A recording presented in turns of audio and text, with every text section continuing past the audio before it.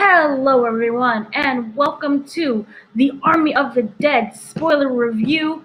We are at the Koalition. I am your host, Dana Abercrombie, and I am joined by Mr. Joey Polanco. How are you, How's it sir? going? Good. And next up, we have Mr. Carlos Romero. Yo, what's going on, everyone? And we have also Mr. Chris Seeley. Hey, what's up, everyone? And last but not least, Mr. Richard Bailey Jr. What's up, listeners and viewers? What is up, everyone? Well, let's just kind of dive right into it. Give us our first thoughts right off the bat here.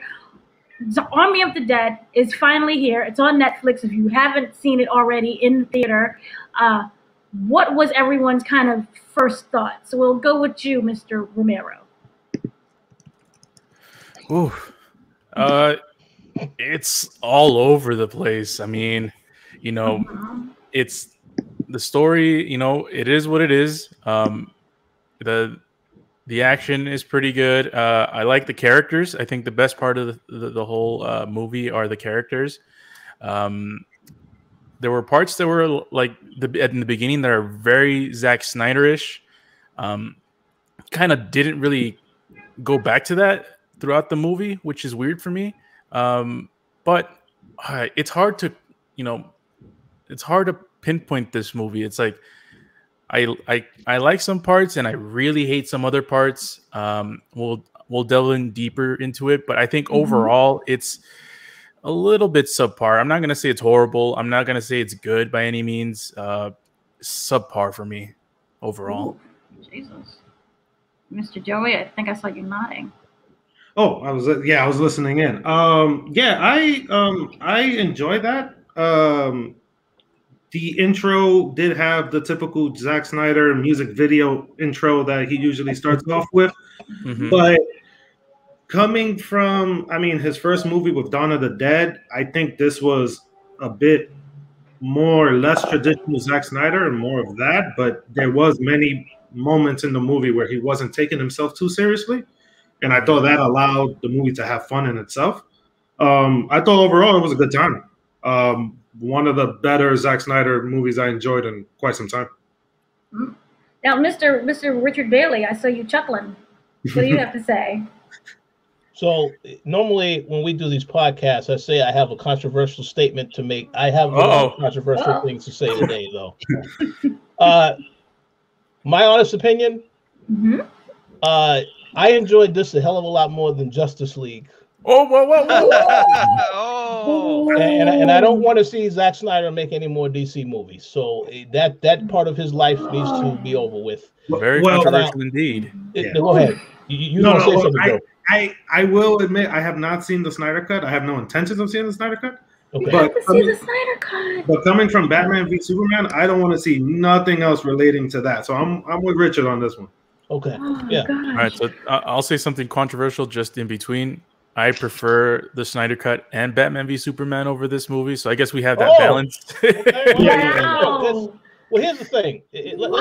Let's get one thing clear about my opinion. It's not. I'm not going to say it's a perfect movie. There's some issues with the movie. Obviously, it's not a movie that's meant to be taken serious. Although some stuff in there was pretty serious. Yeah. So I'm a fan of Bautista. Anything he does, I will at least watch because I know how the character was in WWE, so I support that. I'm also a fan of Amari Hardwick, who is Ghost on Power. And if you watch the Power cast that Dana and I have been on, then you already know I'm also going to support what he's in as well. So it's kind of like I have mixed thoughts on it. But I'm not here to say it's the worst movie I've ever seen because there's definitely stuff I've seen that was far worse. Wow. This did not go how I thought. I thought it was going to be like, yeah, this is amazing. Woo, manpower. Testosterone, zombies. No. I could tell from that, Dana, I could tell what you're going to say about this movie, and I can't wait. I liked it. And I thought that it made me appreciate what Zack Snyder was trying to do with his Snyder Cut universe over with what was the movie? I gotta remember, Justice League. Yeah. And it really made me really appreciate what could have been just for me, starting off with here we have the cast, which is a lot. It's a huge ensemble, Mm. but if you just look at the cast itself, it's diverse, you know, and that is kind of something that we didn't get to see in the original cut of Justice League. And when we came to the Snyder cut, we kind of seen that. For me, Zack Snyder is like, everyone's diverse. Let's represent the world. Let's put everyone in it. Doesn't matter if you're, you know, we had Japanese, we had black, we had white, we had Latino, we had people speaking in Spanish. So for me, it just kind of made me appreciate what he tried to do with Justice League. If Warner Brothers didn't interfere, we know about the controversy with the Green Lantern and how John Stewart was a black man, and he put him in there. I mean, there's a lot of things that was botched, but in terms of diversity and letting everyone shine, that's what it kind of made me appreciate. And for this movie, I just really thought it was a lot of fun, and I'm really shocked and aghast that y'all didn't like it like that. It had a zombie horse and tiger. Well, I think Joey and Rich liked it. Yeah, but you was like, yeah, it's good. Well, no, you didn't get Chris's opinion. Chris I got. See, it's hard to tell. I couldn't tell who was speaking. So, Chris, please give me. Before you go, Chris, I know you from talking everything every week. I have no clue what the hell you think about this movie. I cannot even predict where you're gonna stay, so I can't wait. All right, I'll say this: Zack Snyder is competent with framing action scenes and his characterizations. Like every character felt like you understood them. They were well thought out. His problem is he doesn't know how to bookend his stories. Like the first and third act of the movies, I thought was disappointing. But the core of the movie was good. It had a good idea that wasn't fleshed out well, and I feel like he's almost like he has ADHD. Like he cannot focus on something. Like, let's throw in a scene where the army guys sort of explain what they're carrying, but we won't quite go into it because I want things to blow up. So blow up the truck now, and have them shoot the thing that comes out of the truck. Okay, moving on. And you know, and that was this movie, and it had great action pieces, and the overall premise is exciting and on paper, and you're like, okay, let's see how they execute it, and they frame things really well, but they didn't explore things too much, and he didn't explain enough to based on the visuals of what was happening. I'll go into it later with some of the action scenes, especially when they get to the vault, and there's things you see, and I don't know if you probably noticed it with the I don't know what they call the alpha zombies, right? Yeah. You'll notice something about them, especially when they had the scene where they're running through the casino, and it sort of became a video game at that point. Oh yes, you saw the picture, right? And it's like, well, why does that zombie look like that? Why does some have glowing eyes? Why, when their heads explode, does blue light come out of them? These are things that Zack Snyder throws in very much on purpose, and he gets excited. But I think he loses focus, and then he goes back to like, oh, you got to shoot more things, throw more things for Bautista to shoot, and you know, and gladiator fights, and then he loses it. Right? Yes, this is what he's great at. Like, I'm sure he loved doing this. Like, I'm sure he's bored to tears when he has to have conversations, like in the burger joint or setting up the job. He's like, you know what, this is taking too fucking long. Just let's get into the city, you know, and so they could shoot things. And I think that's his problem, and that hurts this movie. But I thought that it was sort of a return to Dawn of the Dead, but not quite, because he's not that patient anymore. He's not the same guy who filmed 300. He can't do that anymore. Right? He's the guy who filmed Sucker Punch, which is this non-coherent mess, right? And so he's trying to straddle that line. It's like maybe he's taking medication and pulls him back so he can be coherent. So that was this movie. It was just this you know, and his fever dream. Also, his thing with zombie babies is very disturbing. I don't know why he keeps doing that. Well, I 100% agree with Chris. That's my exact issues. I mean, the premise. When I first learned of what the premise was, it's like, okay, Las Vegas is under lockdown because everyone is a zombie, and not the whole freaking world. It's not like the whole world isn't apocalyptic. It's just that one area. It's concentrated to that one area, and it's barred off from all humanity, the rest of humanity. And I really like that premise. Everything in between, the action scenes were great. The characters were great. I didn't, the characterizations I weren't really fleshed out as well. Like Chris mentioned, it was all over the place. I felt like you don't have to take yourself too seriously to be a great movie, but you have to be coherent and cohesive. And I felt like that's what this movie lacked more than anything. Um, so, just a little quick note here that it cost $70 to $90 million. This is part of a trilogy, so that is why a lot of things did not get answered. We'll break down later on every part of the trilogy and how it explains itself. They already announced the casting for that as well. But just really quickly, this was something that he was doing while Warner Brothers was like, screw you, we don't want anything to do with you anymore. And so for this film, the plot, I agree, can get a little bit confusing because to me, I originally thought it was basically a zombie heist. And it is that, but there's other layers to it. It starts off where we have the zombies in the containment, and it ends up with that huge accident. And with that accident, these are, from what I understand, these are like patient zero, the only zombies that that they're going to go and experiment on. The goal is to create a zombie army. And so they're transporting the patient zeros or patient zero down to whatever facility it is. They end up in that accident, and that's when the guy escaped and goes directly to Las Vegas. And that's when we get the whole slow motion scene with the girls and then the boobs attacking everyone, and we get everything is just going completely insane. And that was one of my problems. It was the beginning of this movie.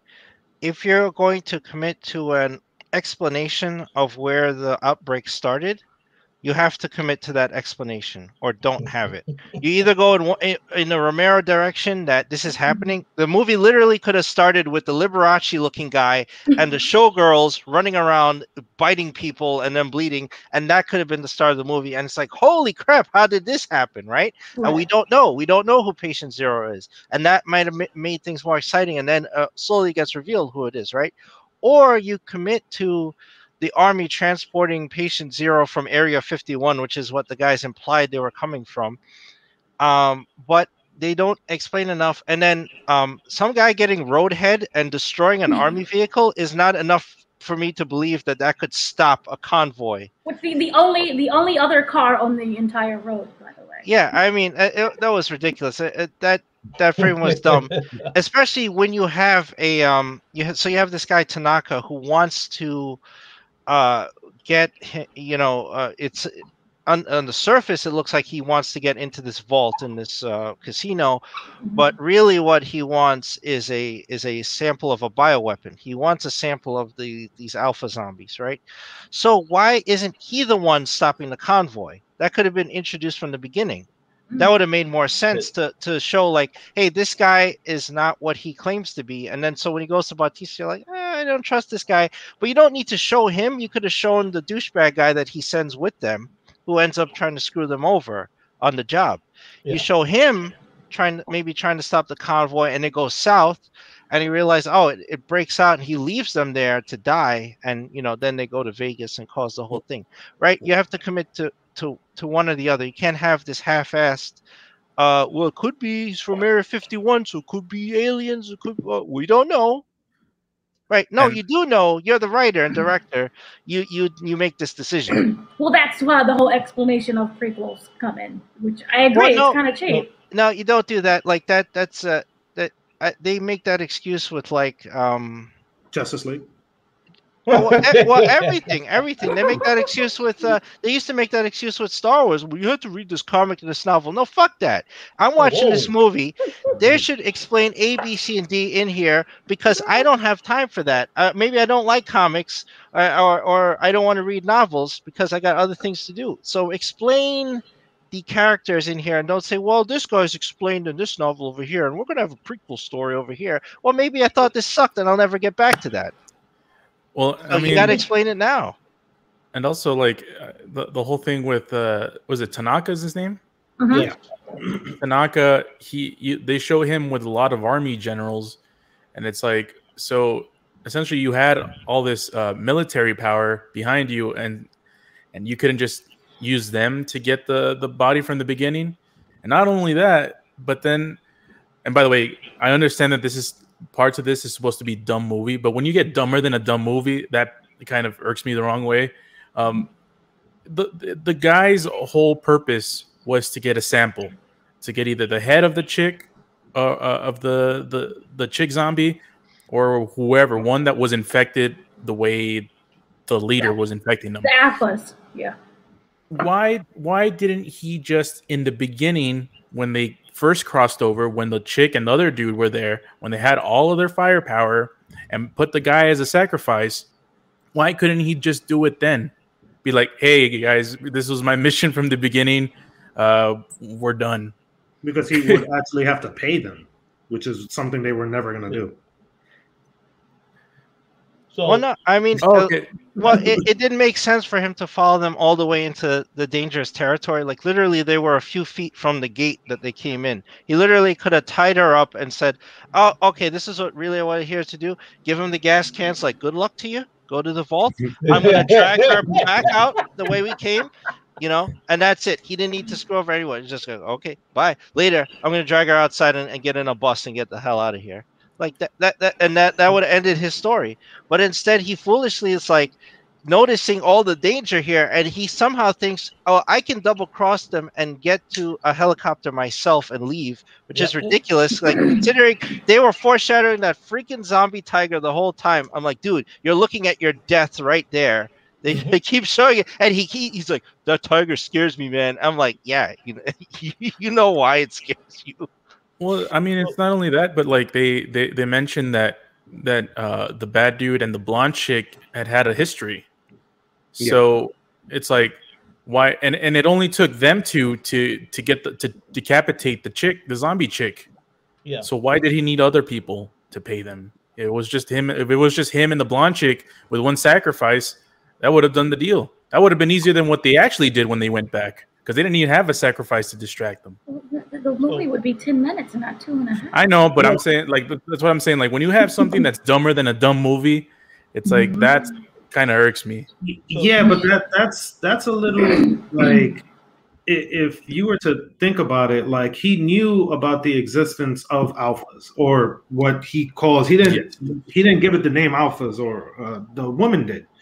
Right. But it was one of those things where it's like, we know these group of things are here, but he didn't know, like, hey, once I open the door, the first one's going to be right there. That's kind of like a chance thing. I see what you're getting at, but it's like, you didn't know she was just going to pop up and be like, oh, she's right there. Sure. I mean, there's some stuff you can gloss over, but there's really other things you can't. Like, so another thing is, like, when you set up the rules of your universe, they have to make sense. Tanaka tells them on the job, it's restricted airspace, so nothing can fly into the city, but things can fly out of the city. I'm like, how does that work? You're telling me the army is not going to shoot anything flying out of an infected city, but they will shoot anything coming into there. Now, that makes a whole lot of sense, buddy. Of course, Of course, they wouldn't risk anything getting out of the city. That's why they put up those walls. But things flying out of there, that's totally fine. So if the alphas learn how to fly and they get out of the city, then they won't try to take the airplane down then. As you know, you already know the answer to that one, technically. You have the answer. But yeah, and then you have the added thing where the alphas kind of make an agreement with the humans to sacrifice the shades, whose name is Shades is completely Theo Rossi, who basically is the same character in every movie or TV show. So they have that agreement, and so they're able to actually get in. But it isn't until the other guy, who's like we all know he's the bad guy, screws it up by beheading the zombie. It was supposed to just be a vial of blood, but he beheads her. And it's not even the fact that she's dead; it's the fact that he also killed the zombie baby fetus. Zombie baby, yeah. So you know, yeah. Can I make a quick comment? I'm gonna go back to what you said. I know there was a lot that was said about Tanaka already. I just want to make this comment. Now I fully understand why Sub-Zero killed Scorpion at the beginning of Mortal Kombat, because the character earned that. Now, so that's a good explanation, even though these movies are in no way connected. Because I wanted something to happen to that character after, you know. But I would just want to say, we knew the character was shady from the very beginning. When you do this deal with Bautista, you tell him 200 million, but I'll only give you 50 million. Oh, hell no. I would have negotiated for more than 50 million if you're telling me it's 200 million. So you knew the character was shady. I agree with a lot of the stuff that Chris also mentioned earlier about the Zack Snyder having ADHD, because the opening credits, and you see all of the characters that are part of this team fighting other zombies. So my guess is this happened prior to them taking on this job, correct? Because I was a little confused about that. Well, that's where the prequel. I hate that, but that's where the prequel. So I guess that we'll get an explanation of that later. Because I was a little confused about that. But yeah. As for the baby thing, I just want to make this comment, and then we'll go back to whoever wants to be next. I figured that there was a connection because that character with that cape, Zeus, is the name of that alpha. I don't know how he. I guess the mating call is you growl at the female zombie, and then all of a sudden they are now deciding to have a kid. I don't know how that works, but I was very confused about where the baby came into play. I did when you saw the scene where he was listening to her belly, you knew that she was pregnant, obviously. Yeah. But I don't know how this whole thing about how the zombie is conceived. I was confused about that. So Zack explained it. They're able to create regularly, like how regular humans do. So they can think and move and do everything independently and have this child and raise it and know exactly what to do. That's why they're considered the alphas. Okay. But is this going to be in a prequel or a sequel? Is that what you're telling me? Most likely it ends up being. I mean, we technically wouldn't have known if they didn't do the interview. So I have a I'm sorry. Did you finish? Oh no, I just was going to say one last thing. Yeah, go for it. The whole thing about the sacrificing of Theo, aka Shades, as Dana said, I actually kind of understand that, because in The Walking Dead, which is another show that we have watched and talked about, normally sometimes if it's a group, for the group to get away, somebody has to sacrifice themselves and get killed. So I understand what they were going for with that explanation. Although, the whole level of communication, that's a different take on it, because if I'm a zombie, I'm not really going to be smart enough to understand. I see that's food, I want to go after and kill them. But I guess they wanted to say these are not typical zombies. They are elevated in how they think and how they operate. So but the whole thing about him being sacrificed, I didn't have too much of an issue with that, because I'm thinking about in other zombie shows, normally somebody has to get killed for the group in order for the group to escape or whatever. So that's the only thing I was going to add. Yeah, for a 2.5-hour movie, this was lacking a lot of explanation. Yes. Like you needed scientist man. You needed somebody on the TV at some point. You know how they always had the newscast? It's like, oh, the president's going to launch a nuke on July 4th, whatever. You needed somebody in between there who was explaining some of these rules, like trickling it out. So we know, like, oh, they're capable of procreation, or, oh, they have some kind of rudimentary animal language, they can communicate with each other. Like, you needed that character, and we didn't have that character. We didn't get that. We have to infer a lot of stuff. It's like, are they communicating? Is she pregnant? What is happening? Well, we did get like 5 seconds of Sean Spicer trying to explain something. I don't need it from him. I need scientist man. He was well, like you said, like you said, Chris. Oh no, go ahead. I promise. No, sorry. I just going to say, like you said, Chris, it would have probably made sense to have the prequels before, because it would have been an explanation, you going into it. Like, even if it's not a movie, maybe a comic series or something, so you have the context before you get into the actual movie. Because as Dana will talk about later, the prequel has some of the same cast in it as well. So I think, yeah, it would have been good to probably have the prequel first, but I guess they said, no, we need a big budget movie for people to watch right now. So this has to happen before everything else. Okay. Yeah, my thing with that, what Chris was saying, like with the needing of the explanation and stuff like that, I honestly don't think it did, only because the biggest thing that hurts this movie to me, it's knowing that there will be sequels. To me, that's an issue. But to have this as a standalone, like, I don't need to know what Bautista did 3 years ago. This is what he's doing now. This is what his daughter, boom, boom, boom. Okay, we're done. So I'm kind of seeing this more like a Michael Bay movie, where it's like, I'm not here for a script. Oh, yeah, no, I don't need. We don't need. I'm just talking about explaining the zombies and the origin. Like I said, commit to the explanation if you're going to show Patient Zero and where he came from, and infer the whole Area 51 shit, which would infer like they have some alien stuff. Yeah, that has something to do with this guy, which is why their heads blow up blue or something. I don't know. Yeah, sorry. No, I'm just guessing this stuff. But Bautista got enough. Like, we saw the flashbacks with his wife. We know he has some sort of former military. I get it, that was enough. Like, okay, he's a badass, right? And he had a horrible tragedy. He had to kill his wife to save his daughter. His daughter hates him. Like, okay, there was enough of that. And I thought that characterization with him and his daughter was done pretty well. I like that. I didn't get that he had some sort of relationship with the other girl, the lady he recruited first, until the elevator scene, which is like, there's too much exposition. Something bad is going to happen, and then it did. I gave a bad example when I used Bautista, but when I meant like the zombies, like when you first see the tiger and you see on the horse and stuff, it was like, okay, I'm just making predictions of he's giving a middle finger to people. When I see the zombie horse and stuff like that, I'm like, okay, this is just our introduction to this world of like me entering like a Mad Max world. Like, okay, I'm not gonna get an explanation of this. But I kind of don't need it. It would be cool, but it's like, all right, this is where we are and this is what we're doing now. I can tell Rich has thoughts. Let me just add a quick comment. So just to go to what you said, Chris, about Bautista, what y'all both said about Bautista and the other character, did y'all feel like it's a possibility he cheated on his wife with that other character? Because he said when they had that dialogue, and so I thought I messed that up. That was what I thought, because otherwise I couldn't see how they were connected.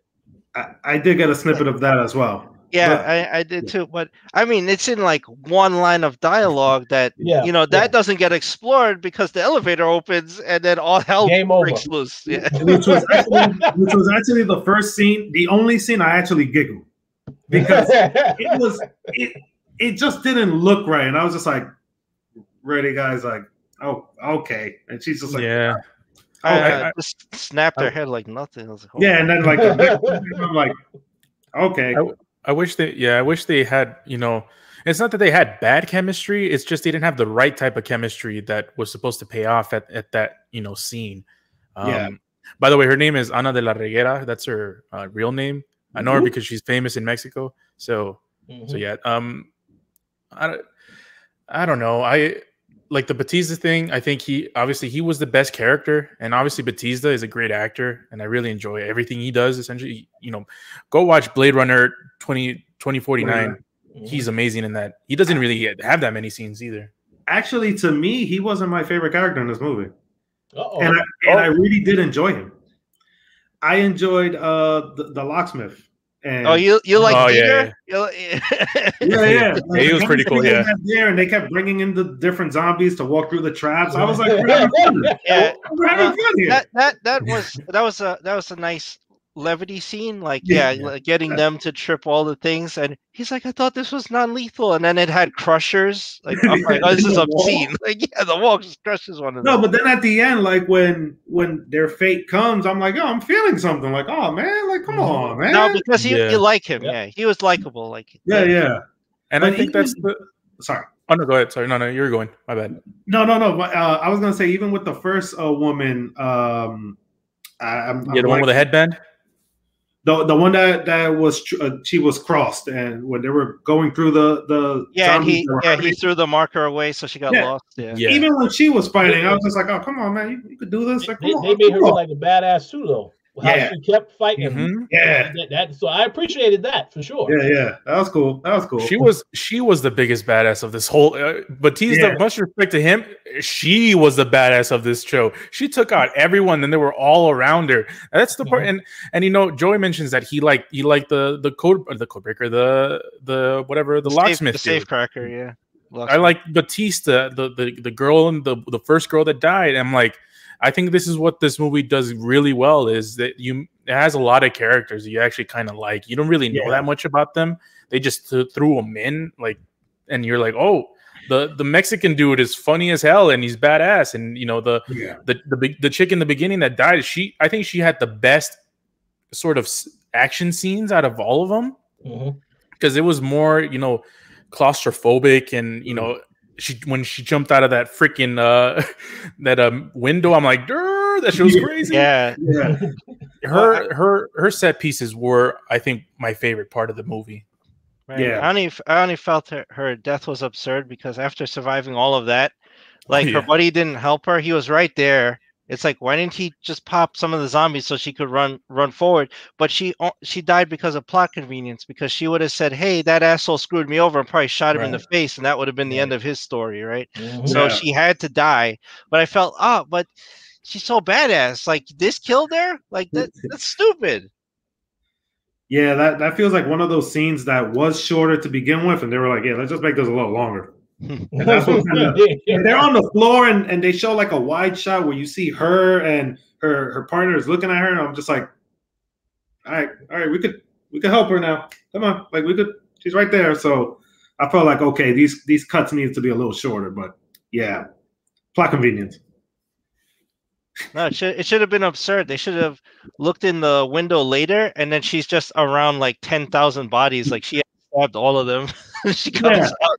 And then they had the slow motion. Zack Snyder shot the gas canister. I'm like, oh, here we go. Slow motion shoot. And I was like, all right. But weirdly, like, damn, because thinking about the plot, I have an idea based on certain Easter eggs I noticed in this movie of where they're going next, and I don't want to see that. Yeah, I don't know if anyone caught the intro. There was an Easter egg at the first or second shot of the movie.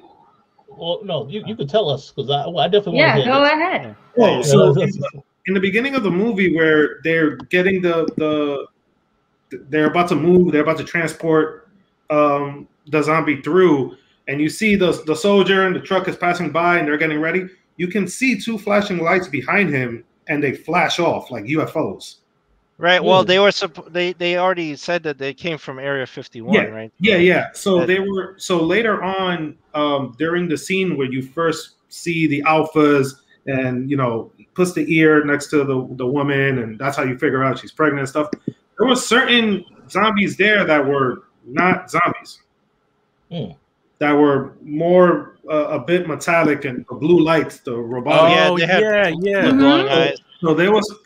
So I'm kind of getting the information of like, all right, there's some spies or something here from another planet, and I don't know if I think they were evolving or something like that, because so that one scene, who was the YouTuber guy with the frosted hair? Yes, Guzman. So when he shot, there's a scene where he's in the hallway leaving the vault, and he turns around and he shoots at this dude. His eyes are glowing blue in the dark, right? And then he shoots him in the face, and if you slow it down, his head sparks fly out of his face before he dies. Now, I don't know how you guys saw the movie, but through the sound mixing, you could hear a bit of metallic impact. Yeah, Oh, the yeah. same thing in the Mhm. casino when Bautista shot that one dude, and you see the metal. It looks like a Terminator face, right? The Yeah, skin yeah, comes yeah. off, and you see Yep, metal, yep. and it's like, whoa, So- why is he like that? Yeah, Yeah, okay. Okay. So during that's when I kind of thought like, oh, the ending. All right, we're gonna deal with things from other planets coming in the next movie, and I'm like, all right, I don't think I want to see that, but if it's fun, I'm down for it.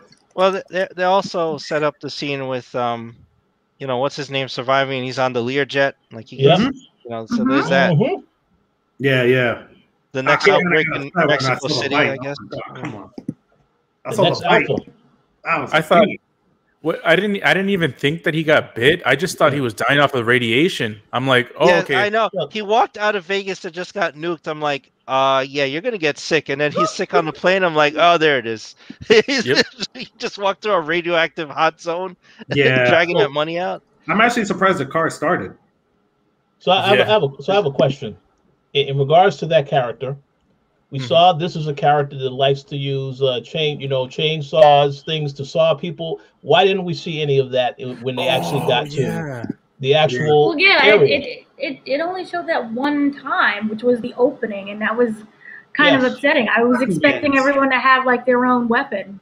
Yeah, Yes. and You know, like a I video think game. I think the only reason he didn't have that weapon in the fight because the coyote chick stole it to And they saw used the it. wall open. Yeah, Yes. she took it Okay. and she went and cut the wall open with it. Yeah, so fuck she him. didn't have it.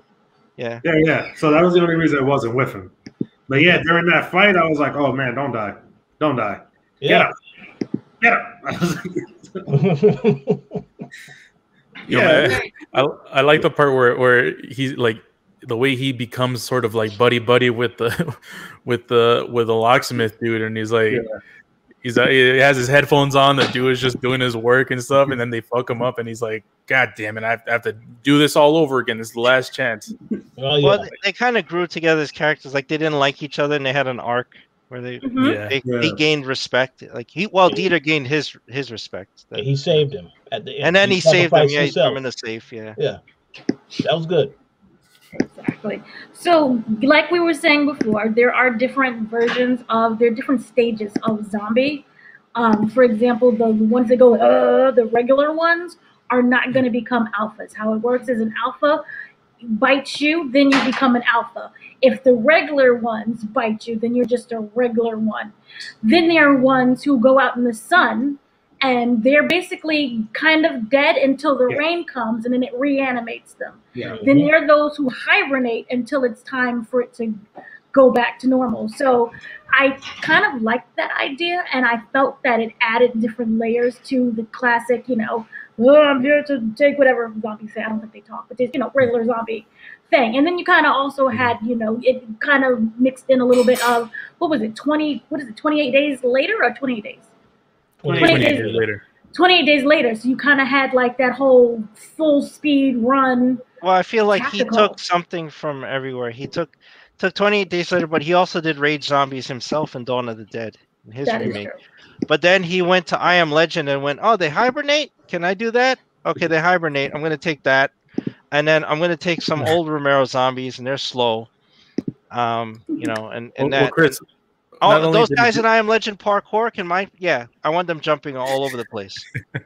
Well, and he also did the I Am Legend thing where he's in a safe or he's in a contained zone when something explodes around him to survive. Oh yeah. The whole Will Smith thing. Yeah, that's what all zombies movies do, and like they just all take parts from each other, the good parts from each other, and like they kind of build them. Yeah. Did y'all notice? You mentioned earlier about the scene where I guess you said Voldemort. I don't know how to pronounce the guy's name, so I'm just going to say Ghost. He finds the car, right? Y'all notice that there was a storm in the back of him that was coming towards the area where all the bombs went off, and I know Dana mentioned about they reanimate with the storm. So y'all don't think that some of those zombies are going to reanimate if they do make a sequel?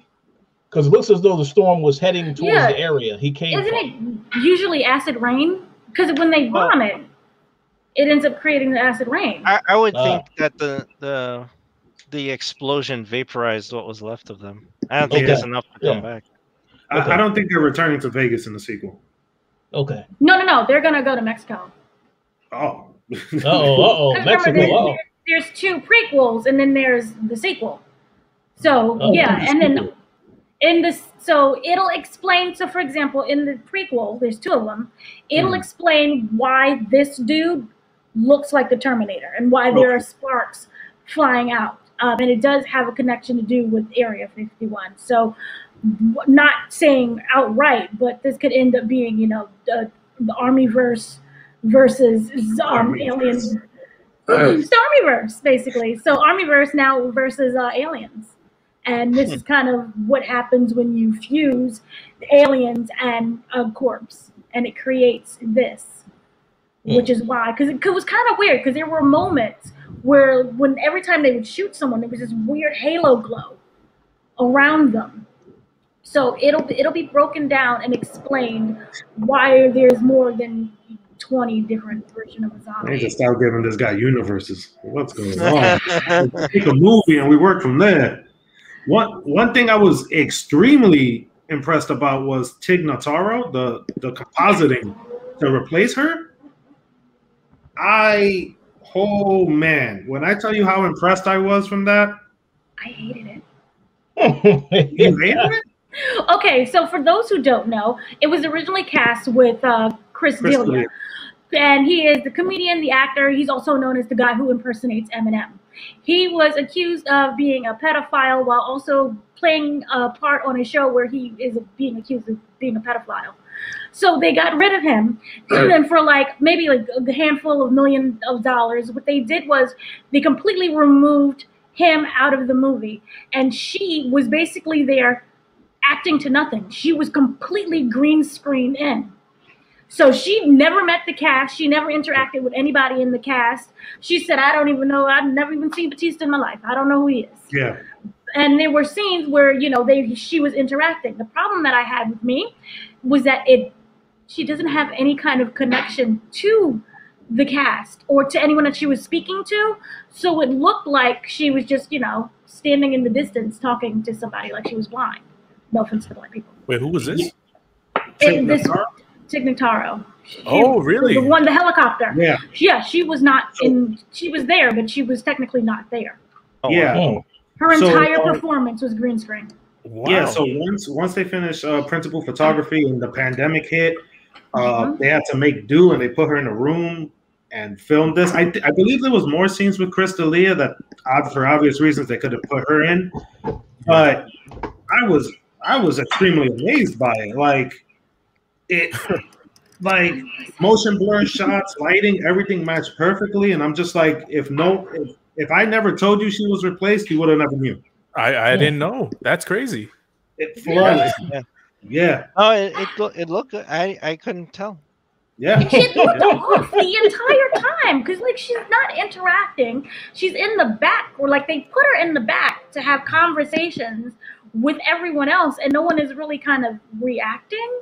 No, there's scenes she's in the foreground. It's not they're scenes that she's in the foreground, but it's not like I think that they put her in very seamlessly, but to me, when it came to the connection, it felt off. mean, there was the scene where she was ranking how important they were to live. She was walking right to Bautista. They were next to each other. It's I'm number 2, right? Because I fly the plane, and the safecracker is the most important.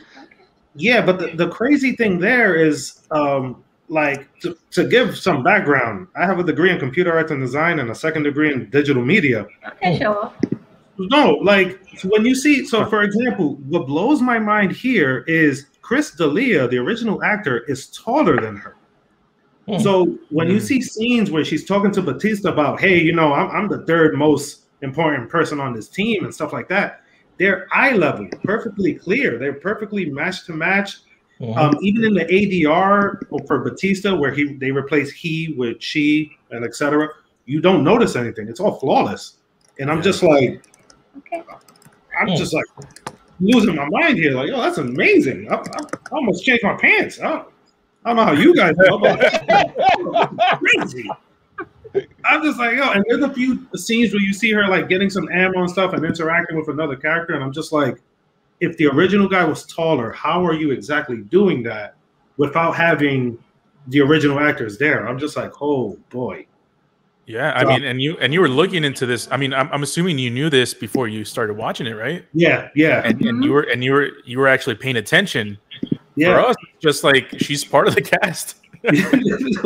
But there's many scenes where, for example, when you first see the first alpha come out and they're about to make a sacrifice, and Zack Snyder is using a lot of close-up shots that's blurring back and forth, focusing, changing focus. And you see her perfectly matched in, and it looks flawlessly. Lighting, film grain, everything matched perfectly. I'm just like, yeah. Now think about it. Now think about this. Think about this. They put a whole person, not even the same height, not even the same gender, and they couldn't make a freaking mustache go away. Yeah, yeah, you know. Yeah.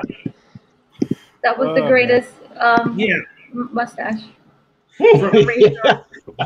In the history of mustaches. What do you guys From what I've heard, from what I've searched and stuff like that, it was about $2 million to replace her. That's it.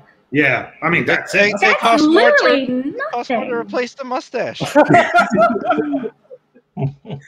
Yeah, so that, I mean, and then it actually came at a perfect time because the pandemic happened.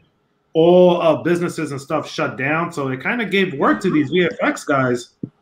Like, hey, you guys want to replace this person? Like, all right, cool. Like, what? Like, that's insane. Yeah, it's crazy. I'm sorry. That itself was just like. All right. One thing I would say, like Zack Snyder, a lot of his movies hit or miss here and there, but his special effects is actually kind of on point, except for the mustache. But that technically wasn't him. Well, I don't blame him. Yeah, Tom Cruise trolled all of them. Well, and that wasn't even Zack Snyder doing that. That was the reshoots with what's it called? Joss Whedon. With Joss Whedon. Yeah. Damn, that looks bad. Yeah. Your lip doesn't even hold like that. Like that's not. Oh my.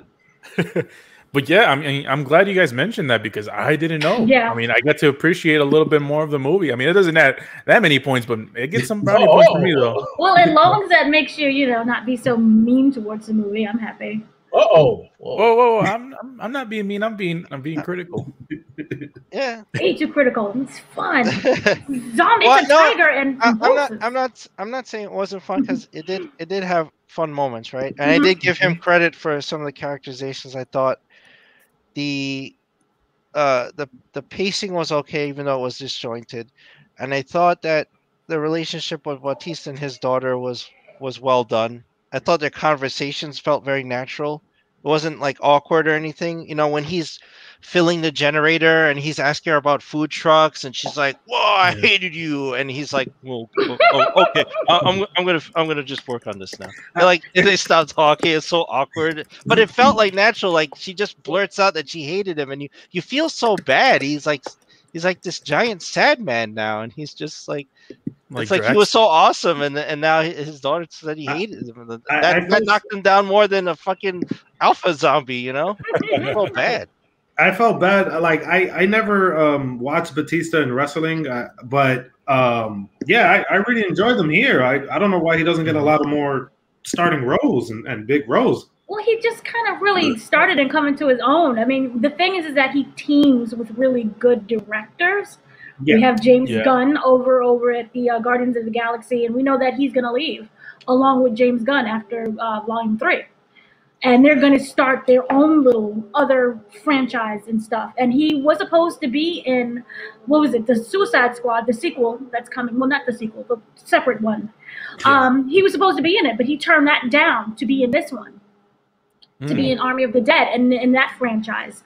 So they can also, he can probably get a role in one of the other sequels of, the Suicide Squad. I'm pretty sure it's not going to be Dead. But he's been in that. And so he ends up sticking with directors who know how to direct him and with writers who know what to write for him. And even if you look at My Spy, which is basically a comedy, where he's co-starring alongside a 8-year-old girl, he was pretty good in that. Yeah, so I can't complain about Bautista at all when it comes to acting. I thought that he did a much better job in his movie career than he kind of did in the wrestling. I know that, Richard, you watches the wrestling a lot. Do you agree or disagree? I agree 100%. I'm a Bautista fan. He gave me what I want, and that is a good performance. And then we'll get that joke. If you've seen, well, actually, Rich, I have a question for you. Yes. What did you think of Stubber? Oh, Stupor. It was Stupor. That movie is yeah, it's not a We'll good give him movie. one. We'll give him one. But let me just ask this question. I agree, not a good movie. I like Bautista in this movie, but I have to ask all of you, what do you think of his daughter? Because his daughter is the one that her actions is what led to a lot of people getting killed. So I wanted to get y'all opinion on that character. I think that happens a lot with most movies. Yeah. I think, you know, like I mentioned before that I understand dumb movies and they serve their purpose. And I hate when it gets dumber than dumb movies. But this is just dumb movie plot points. They all do this. They always have that one character that does something that's inexplicable, puts everyone in danger, and it serves the purpose of the narrative. So I didn't really have that many issues with that. I actually liked the girl who played it. She was pretty good. Yeah. My only weird question there was when she was just like, "Oh well, we got to go save Gita," and I'm like, "What the hell is Gita? What has she done? What are she's a mother of two." I have a huge issue with that. The whole her coming into Act 2 and her screeching about she has to save this woman. She's a mother of two children. Okay, well, after the helicopter crash, anybody see her? Did she look for her? That's right. Nope. Yeah, that's exactly what I thought. Yes, that's exactly what I thought as well, Chris. And also the fact that when she did get saved, the other person that was with her didn't survive, because you saw that was one of the first people that Zeus ripped out their throat when he came back into the house. Now, when the plane crashed, are we sure everyone died? Well, the helicopter pilot was dead. Part of the blade went through her. She was impaled, so she was dead. Wait, no, I was confused. Wasn't she shot? No, the blade, you could see the blade sticking through the chopper, through her seat. Like when she looks through the window, you could tell it's going through her. Because he was fighting with the gun, and then all you saw was no, she got shot in the shoulder, but then later, after the crash, the blade is through her. And, well, she shot Bautista, like she executed him when he was turning, so that he's dead. Gita disappeared. Like the plot forgot about her. Yeah, that was the whole reason that she did all that, to try to save her. So I agree. The Alpha, when the Alpha killed Coyote and then threw the pole right to her and had her to the wall. That gave me my whole crap moment. Like that was good. That was a damn good shot. Yeah, it was. That was good aim, good form. All right, you got well, she got the last laugh. It's like, oh yeah, here's your wife's head then. Right off the roof. Like, all right. He's number 2 behind the White Walker who, you know, hit the dragon with the little thing. Oh yeah.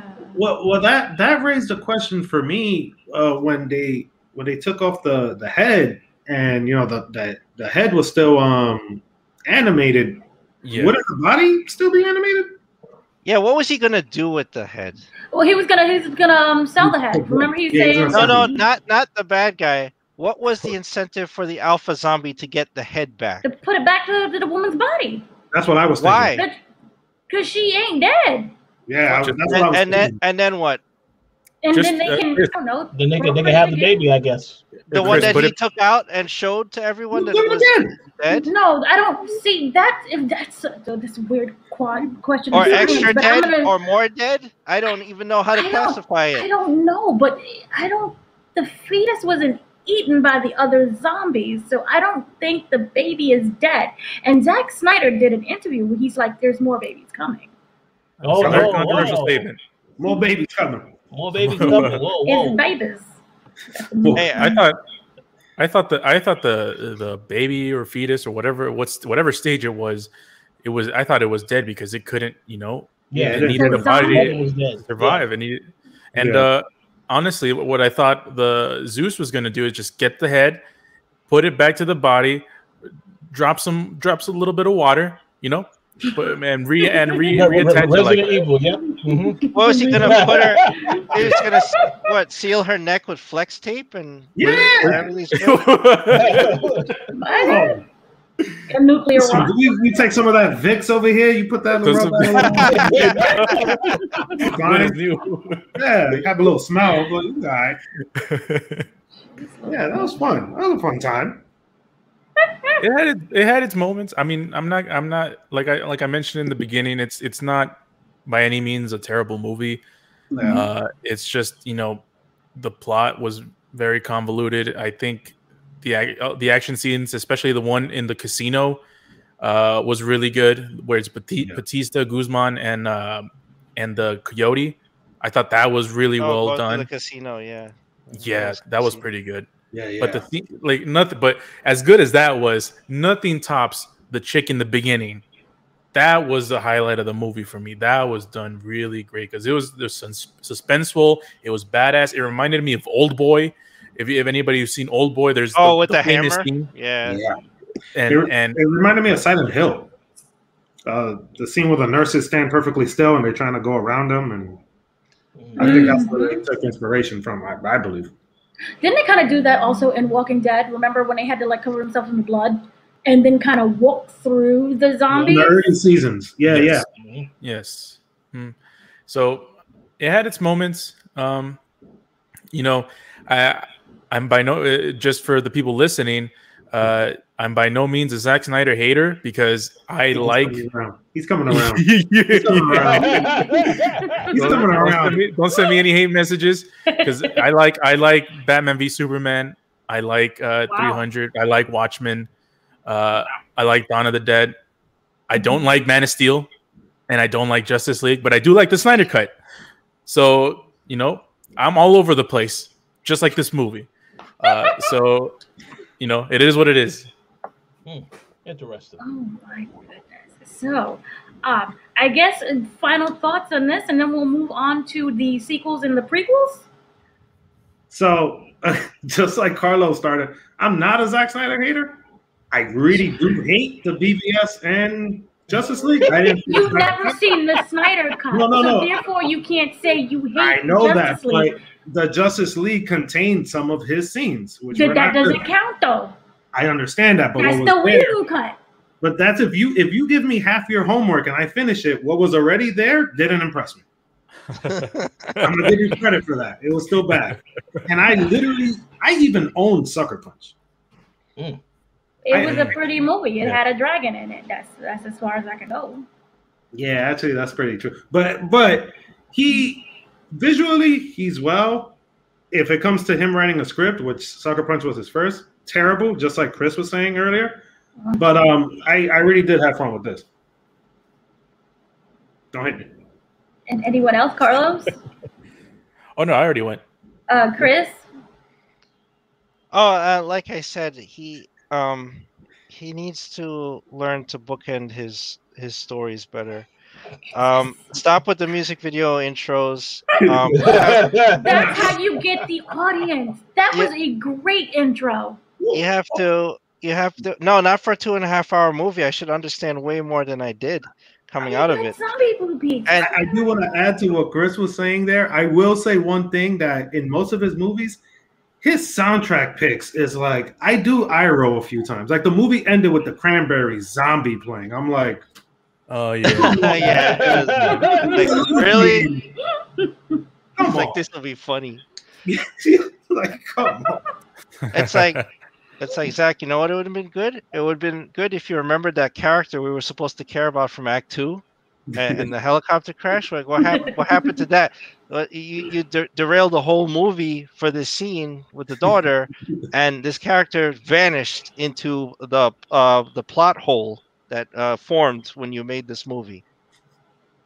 You know, and also the other one is also apparently a zombie horse can keep up with a Huey helicopter, because when they fly from their hotel to the Olympus to go get his daughter, Zeus rides up on his zombie horse at the exact same time they arrive there. And I was like, that is an amazing feat. Like, that zombie horse should be entered in the Kentucky Derby if we could just preserve that one thing out of the zombie apocalypse in Vegas. Just keep the horse. Its eyes are red. It's alien zombie horse. So alien steroids. I don't care. Like that's how they should have gotten out of the city when the helicopter didn't work. It's like just hitch up this fucking horse and like it probably could leap the wall and just like take off. Like it could drag $200 million if it can run that fast. Alien steroids. Bailey, please, someone tell me that this was the greatest movie ever. Come on, Richard. I believe in you. All right. Not necessarily the greatest movie ever. The Zombieverse. But also not the worst movie ever either. No. Oh yeah. I'll just say that this was way better than Those Who Wish Me Bored. Like that, it was better than that. Yeah. Whoa. Well, Those Who Wish Me Dead could have been a prequel. Oh, hey, that's possible. Yeah. Prequel. Very possible. Wow, you guys are just cold-blooded. but I will say I do agree with what Chris said about a few things probably could have been explained. I guess that's the point of the prequels. I'm only anticipating what comes next, if there is a sequel, and what the direction will be for that. Because while some of you may not like the idea of there being the new Alpha, I support that actor, and I'm very curious to see what he does if he is in that role in the next movie. Yeah. That's also, true. I want to see Tanaka get taken out. So yeah. Great point. That is a great point. Like, there's no satisfaction with that guy. He literally looks at his phone, it doesn't ring, and he goes, well, he pours himself a drink. Like, that's it. There's no consequence at the end of this movie. He lost nothing. He got his insurance money. He's good. Yeah. Yeah, I feel like the next movie is just going to be another heist, and similar to what I keep forgetting the name of the character from Power. Ghost. Oh, from Ghost. I'm sorry. Oh, I didn't. Whoa. No, his name is Ghost. Name is Ghost. Oh, his name is Ghost. I'm sorry. Yeah. I don't watch Power. I'm sorry. Yeah. So he where he was talking to the locksmith, and he was just like, "What if just every day it just repeats? Another team comes in, we die, it just repeats." And I was just like, "All right, I'm listening. I'm listening to what you're laying here. I'm listening here." So I'm thinking like the sequel would just be just another team, another. I really did like when they did enter the vote, and the previous team was already there. I'm like, all right, that's fishy. I like this.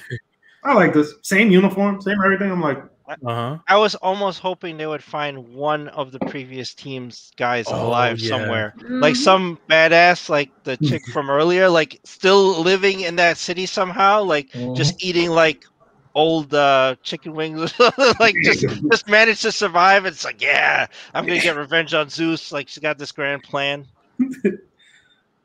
but that didn't happen, and it's like, it's nice that he's making this stuff. There's old Zack Snyder, the guy who made Watchmen and 300 and stuff, and like about 65% of him was here, but that guy is like lost. Like after Sucker Punch, something broke, and then he never came back. So but a little bit of him was here. He needs a co-director. He really needs someone to rein him in. He really needs Debbie, which is his wife. She reins him in. Well, no, he needs an additional. He needs someone else to be like, when he leaves all his toys on the floor and walks away and starts doing something else. Like, Zack, you remember? Do you want to clean this up? You want to finish this? Like, hey, you remember the character in the helicopter? Yeah, you should explain that. Can we film a scene? We need a scene here. He just needs single projects, not these universes and these multiple movies, just one at a time. Yeah. That's what he needs. Aw, God. Yeah. Sad. No, you're like when Batman v Superman was like, oh yeah, this is setting up this, and Wonder Woman and this, and I'm like, yeah, I'm not here. I'm not here mentally for this. I'm not here for this. I don't. Yeah. He's good. He is good with single movies. Like Watchmen and 300 were very good. There was no universe. They were just single projects. Man of Steel, we're fine. Yeah, I give it credit. Like, and it's like I didn't like a BVS, but like, what was the best scene to me in the movie was when Batman got in the warehouse and started being Batman and just beating the shit out of guys. I'm like, wow, this scene is really good. Yeah, this is the best scene in the movie. I mean, the rest of it is trash. But I'm like, wow, I'm like, this is good now. Can I have more of that? No. Martha. No, you get Lex Luthor. Lex Luthor's a clown. Poor Jesse. But Grandma's tea. peach tea. Grandma's peach tea. Ugh. Oh God, flashbacks. Yeah. So, let's just dive into what we can expect with the sequel. We already kind of know from Homeboy is going to be the forefront, essentially, but he is not just the only one who is the forefront. So, Zack Snyder did an interview over at Polygon, and it was revealed that there are Easter eggs that was kind of spread throughout that built on what the sequel and the whole Zombieverse is going to be. Remember, this is a Netflix thing, and they're trying to get all of their money worth. And because he was saying they don't restrain him like, say, Warner Brothers did, it was supposed to be a Warner Brothers property, but that whole Fallout thing was like, no, screw you. And Netflix was like, hey, we need something to build because we need subscribers. And so what it ends up happening is that we all know that Mr. Ghost ends up going to Mexico City, and that he is infected, and he is Alpha, basically.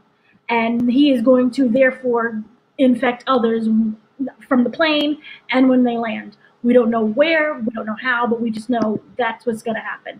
Now, going back to kind of the end of the shootout part, remember when they was in the casino and we had that weird thing where we couldn't figure out what was going on with the glowing eyes, and it was different kind of colors and robots and stuff? Yeah. That is basically, that's a robot zombie. That's what he looks like. Yeah. So I nailed it. You nailed it, dude. You're nailing things. Terminator. We are getting robot zombies. Because remember yeah. What? Yeah. Okay. I connected the dots right. Well, no, I know says it was some kind of machine thing, but I'm like, how does this work? So he says, how about the robot zombie? Did you catch those? He says with a sinister chuckle. So these are all world building of what is going to be planted for the next sequel. We don't know the sequel. We know it's coming, but it's not a big confirmation yet. But that is what he is saying. So yeah, one of the things that interests me, that I raised a question, obviously was not going to be answered in this movie, but in that scene I was talking about where you first see the Alpha and the wife, and I saw one or two robot zombies there, and I'm just like, okay, so the Alphas can't tell the difference between these things. So I'm like, okay, I'm here. I'm here for now. I'm here for now. But once you tell me that, which I didn't know, I may be back for the sequel. You got me. You got me. I'm here. So then on top of that, remember Alpha, right? Yeah. And there's a part where, Alpha ends up escaping one of the containers. And that there's a part where there's a container that is marked with a shipping address, and that goes to Iran. And it ends up being, it's a covert bioweapon. Remember they kept saying, oh, we have all these weapons, what's going on? We have something going on with Iran. And they're Alphas. This is not just one little containment in Las Vegas. Look, I don't create the universe, but I understand the size. So here's the question. Yeah. You might not be able to answer this question. What is the type of actor or actress that you think you want to come in and be the leader of this new group to bring people into the movie? Because you're gonna have to have some good heroes and stuff like that. Is there one person or people that you can think would be good for this to be in the sequel? For like the main killing bad guy team, because it looks like it's going to be a worldwide thing. Oh yeah, like for the people that like, do you want to see Bautista's daughter come back and try to take out some of these people, or do you want to see? I wouldn't mind a woman, but just some, not her. She's doing lobster rolls. She's busy. She's go open the food truck. That's it. Oh, cold-blooded. I actually wouldn't mind. I mean, I don't know how this would happen, but I wouldn't mind if Ghost would technically still be the main character. Oh yeah. If he would to, let's say, I guess slowly or whatever, change into an Alpha, I'm thinking more of like a Rise of the Planet of the Apes type feel, where it's like these alphas versus their or something weird. Yes, I like that. Didn't they did that in what was it? Remember they did that in The Boys. Remember each country was building their own soups? Yeah, superheroes. Yep. Tell Netflix they know where to sign the check. I'm seeing it. Yeah, the Joey cut. 2 hours. Not more than that. 2 hour Joey cut. 2 hours. Good Lord. I like that. So then also there's another part where, you know, when they finally get to the casino, if you pay attention, there is that whole kind of crew of rotted bodies that's by the vault. They're all dressed the exact same, which means that they came from another kind of organization. These are different zombies that come from different places. So that's when we have that whole situation. And yeah, so it's a big universe that was, you know, that's going to happen. But to kind of move on to the prequels now, like we know that there's going to be 2 prequels. One is going to be, sorry, let me just pull this up here, with this cast. If the picture shows. So this is the animated version. Okay, so we're not going to actually get them in their live action physical form, which is kind of sad. But this is Army of the Dead Las Vegas. Okay, and Army of the Dead Las Vegas, my computer's like not working. So this is basically the animated version, and it's going to show that, you know, this is all voice. So we have Joe Ming, I cannot pronounce his name, but basically he was the dude from the dude. Joe Manganiello, who was from Justice League that we know that we have. He's going to play Rose. Christian Slater is going to be Torrance. There's Harry Lennox. We have Ross Butler. We have Anya Colorita, Vanessa Hudgens, shocking there, Jenna Malone, Yati Bakai, which I'm sure I just butchered, Christian Wren, Monica Barboa, I'm sorry if I butchered everything, and Nolan North. And this is going to happen later on this year. And it is going to take place in the Las Vegas zombie-infested world, where we know that everything is completely gone to poop. All right? And it's going to chronicle the origin story of Dave Bautista and his rescue crew during the initial fall of Vegas.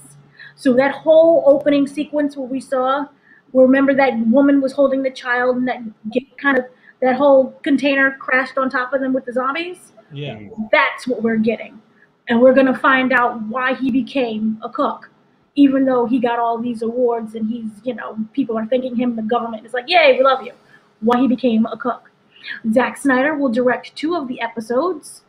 And Jay Olivia, who was one of the people from Dark Knight Returns and Thor Ragnarok, will be the showrunner and will also be the director as well. So that is what that is going to focus on right there. And then we have another one which will feature, where is my picture? Sorry, technology sucks. Okay, so you can see that Dave Bautista is kind of like the lead in everything here. Which is kind of want to die. But anyway, we have Bautista's back. We kind of have the daughter that's back. Omari's back. Well, basically, we have the whole cast added along with Vanessa and the other people. This one is going to be, sorry, my notes are everywhere and they suck. So we had Las Vegas, and this one is going to, oh, sorry. Good Lord. I have an issue with that cast. Oh. not diverse enough, in my opinion. Yeah. Oh, shit. I was actually here in shock because I never seen this list, and I'm just like, oh, I'm okay. Vanessa Hudgens is going to be on one of these. There's a difference. Vanessa Hudgens is going to be her voice, not Vanessa. Okay, the voice. Okay, yeah, half the Sucker Punch team. Okay. Yeah, so we're getting one film and we're getting the anime. So Army of Thieves this was filmed during the pandemic, and it's going to feature, remember the locksmith that everyone likes, the German guy? He's the main character. Yes, he is the main character, and it's going to focus on him, and it's going to reunite the cast as well, because remember, they're not dead yet. This is all prequels. Oh man. Wait, Okay. why are we? So we don't have the sequel yet. So it's going to be the original cast plus that cast on the It's animated? going to, yes. So it's going to focus, but for Army of Thieves, it's going to focus on the German dude, the locksmith. Oh, okay. That's cool. That's cool. So we got that. Yeah. So that'll be before he meets Bautista's group. Then I'm assuming. That is Since he met them in this movie. Right. Okay. So this one is going to come in 2022. Oh, whoa. Because of the pandemic and how they had to film everything. Wow. It won't. It was all janky. Yeah. You guys do not sign the siding. You're like, yeah, we'll see. Yeah, So it's not in 2022, but we'll see. I mean, you know, I'll give it a chance, but yeah, we'll see. So also, it will explain the different glowing eyes, and it'll also explain the different versions of the zombies that you have. So everyone will be all caught up by the time we get to the second movie, which we don't know the cast and we don't know the plot. It's probably going to be in Mexico. Mexico, probably. Yes. Well, or maybe Iran. I don't know. Mexico and Iran at this point. So, yeah, and this one will remember, and it'll take place one of the earlier stages of the whole zombie situation. So we'll get that explanation. And Vanderbilt will start a club for zombies. Yeah, I look forward to that. I'm actually really interested in that. If that turns out what it is, if they go with the Joey cut, yeah, I'm down for that. Yeah. I'm gonna write this down actually and remind myself in a year. That's a good idea. So then I can sue them. Well, it's on tape. You know, it's on tape. Yeah. We just show this to the judge. You know, There you go. Get our 200 mil. There you go. We're taking our tenants to Apple.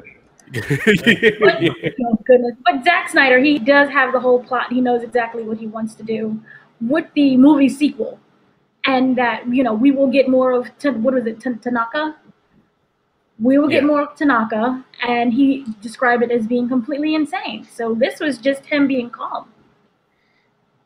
Wow.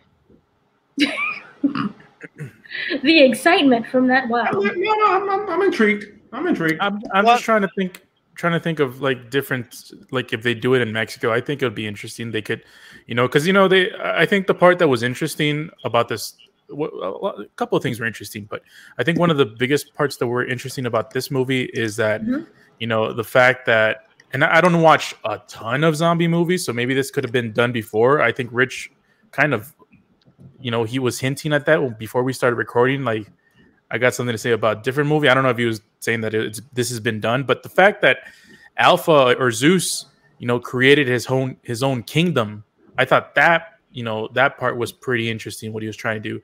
So what I'm thinking is, what if, Ghost tries to do his own kingdom in Mexico or something? That's the Joey cut. That's the Joey cut. Okay, I see. Oh, wait. So you owe me royalties. And then they're all gonna. And don't get my wild confused. I am very curious about the sequels and where he goes. But what I was saying about him holding back is like, I just think of Sucker Punch, and I think that's what he wants to do, right? Yeah. And that he was held back, but only somewhat with this movie, because little bits of that come out, and maybe his wife grabs him and shakes him like, no, you gotta calm down. Like, you already forgot about Gita, you gotta calm down. All right. Well, one thing I hope Netflix does is they just give him a writer. They let a writer come and just write the screenplay, because he can't do it. Yeah. No. It's already written. Ouch. He needs help. He needs somebody to come in and clean that up. He worked on it for 5 years, so he has all of his plans. I mean, they've been making Avatar movies for the last decade, but that means nothing. We'll see. More than the last decade. No, that's crazy. That's an Avatar 7. Don't worry about it. We'll be all right. Avatar 7. We'll be all right. We'll edit that.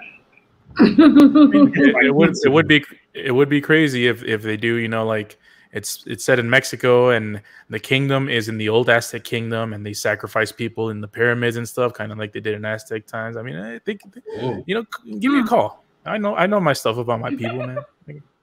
Let my people call your people. Yeah, do that. Yeah. But I mean, this is going to be even more unrealistic than this one because Mexican people don't fuck around.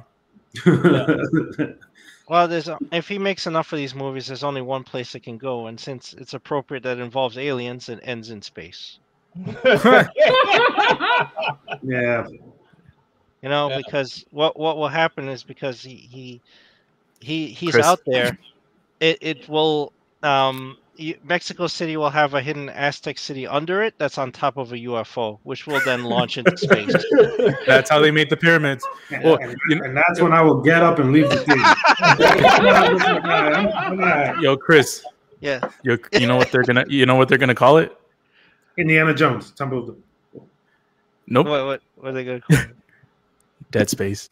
Oh wait, he can't do that. Damn, time for lawsuits. EA comes out. Wait, whoa. Definitely a lawsuit. Listen, they're like, we're working on our movie. You can't take that name. Cold-blooded. One can dream. One can dream.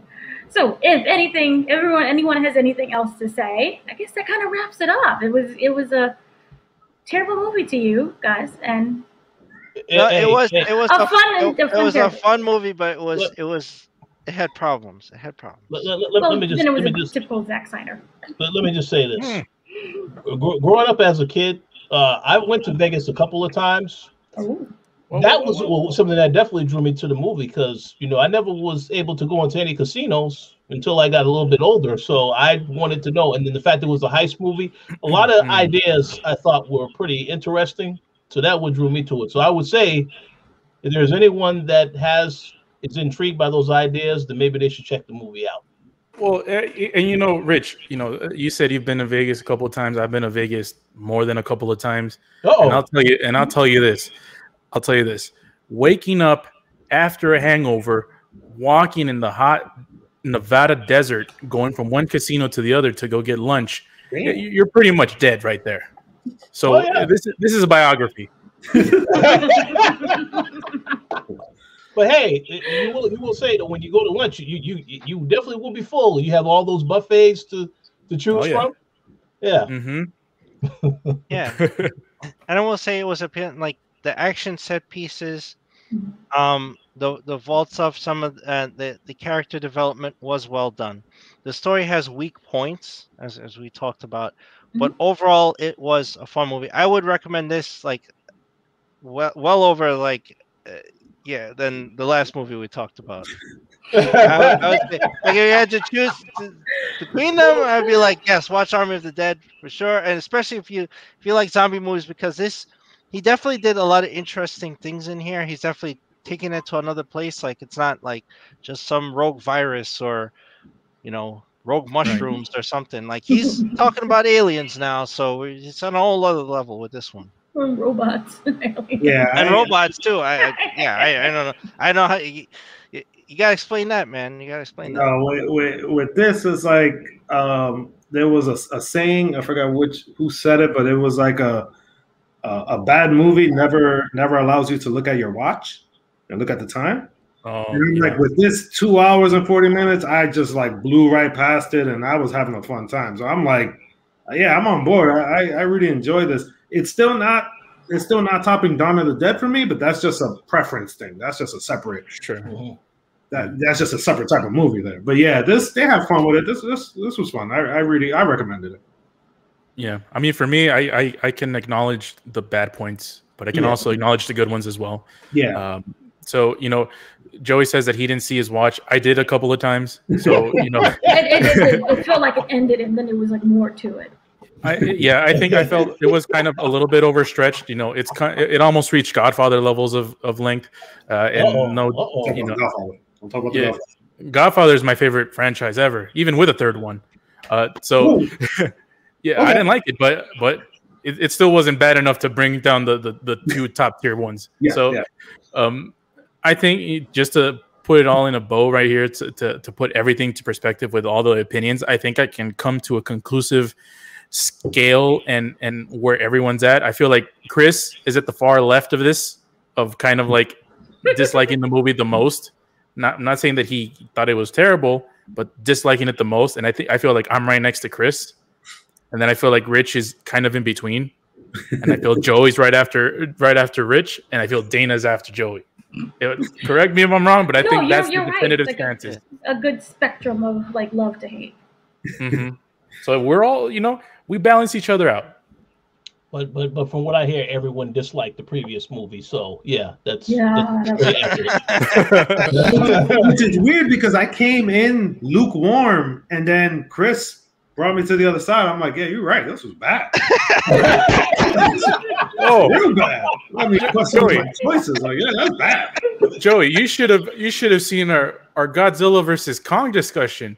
Me and Tony, we were all head over heels over this movie, and Chris, I think, brought us into the deep end with that one. I'm just Debbie Downer over here. Like, what was it? Buzz Killington, Family Guy. Wait, wasn't there a movie that everyone loved, and I was like, this was garbage? I forgot which one it was. We were talking about Falcon and the Winter Soldier, and we were all on a high for the end. And, Dana just like, you sure you like that finale? You sure it wasn't horrible? And that's another one, yeah. It was a little lukewarm on the finale, but yeah. I'm with Dana on that one. There you go. Terrible. So yeah, that seems to be everything. Oh, one last thing. Shout out to Siegfried and Roy. You guys are dead, but your tiger lives on. That's their legacy. Well, I don't know. I don't know if the tiger survived. We didn't see the tiger die, so it lived. Well, I mean, he's vaporized at this point. Yeah. You just sprinkle some water on him. He'll be fine. I did like it's like a chia pet. It just comes back. I did like the random Easter egg Zack had with his cinematographer from his previous movies. He put him as a poster when he's walking into the casino, and it says Larry Fong, the magic man. He makes magic. I'm like, all right, but he ain't here now. Right. Didn't you say there was like a map or something that was on the wall? It was a poster of him. Oh, okay. It said Larry is magic. I'm like, I see what you did there. I got it. I got you. Interesting. Very nice. I thought it'd be like Warner Brothers is trapped. Oh, what? so, good Lord. Like a Warner Brothers logo just burning. Like, oh, wow, look at that. That certainly would have been a lawsuit. We saw that. Well, no, it would have been okay because it's Warner Media now. It's Discovery Plus, so it's good. Whoa. You know what? I'm sorry. Mm-hmm. No. What interests me about the Snyder Cut situation and everything that went wrong here, this is not the first time they screwed him. Because Sucker Punch had the same fate. They made him cut it from rated R to PG-13. Oh. So he announced a few days ago, like, there is a director's cut of that movie that exists, and I'm like, all right, I don't want to watch it, but I'm curious. I'm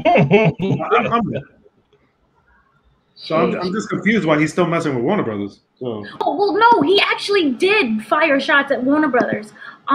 There was a part in the movie where you know how everyone is about to go into the vault?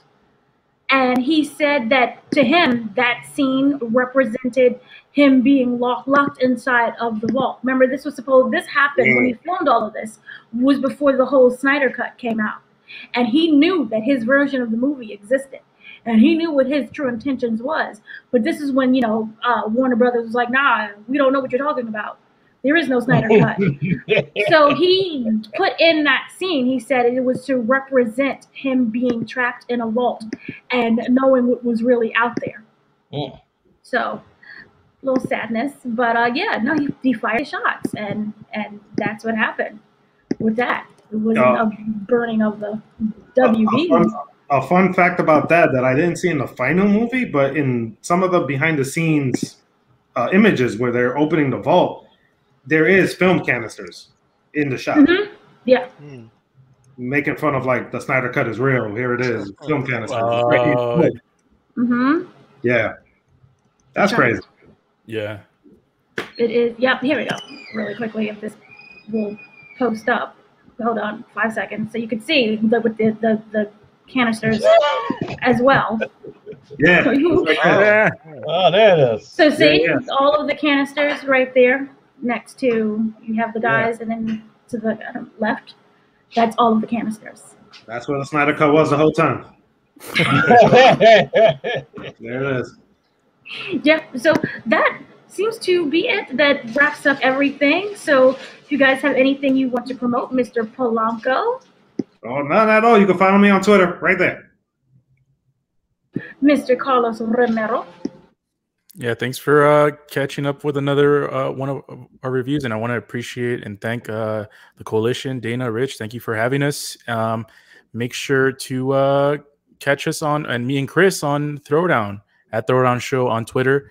We do podcasts twice a week, Thursdays and Sundays at 10:30 p.m. Eastern on Twitch and on YouTube the following day. So yeah, make sure to catch us there, and later, people. Nice. Celie, anything to add to that? Oh, I'm sorry. I'm still looking for Gita. I couldn't find her after the helicopter. Yeah, what Carlos said. He covered it. Mr. Bailey Jr.? Oh, yes. Plenty of things in the works. E3 is right around the corner. Oh. Loki is coming back soon. So we have a ton of things coming soon. So stay tuned. Nice. Yeah, that is true. Also, there is for the site over the Koalition with a K, Koalition.com. We have the Cruella interviews with Emma Stone, Emma Thompson, the entire creative team behind that, and why it looks so pretty. Still embargoed, but yeah, it didn't suck. I think I can say that. So we have that. Also, if anyone is keeping up with the schedules of releases, we have The Conjuring 3, which is premiering on HBO Max. I'm thinking it's like June 4th, right around the corner. We have Loki, which is June 9th. And there are some other movies that sprinkle around on the 11th and everything else. Also, I highly recommend, I know it's a musical, but if you love anything to do with culture and New York City and Washington Heights, go watch In the Heights, either in theaters. It is an amazing theatrical performance, or on HBO Max, which is coming on June 11th as well. So we have a lot of things that is coming up, and a lot of other movies that will be dropping, and we'll probably, do a pop-up video on something that's really popular. Either it sucks or it's great. So stay tuned to us on YouTube and over at the site. And if anyone has anything else to say, I guess we'll see you when we see you. Absolutely. Take it easy. All right. Take it easy. Thanks, guys.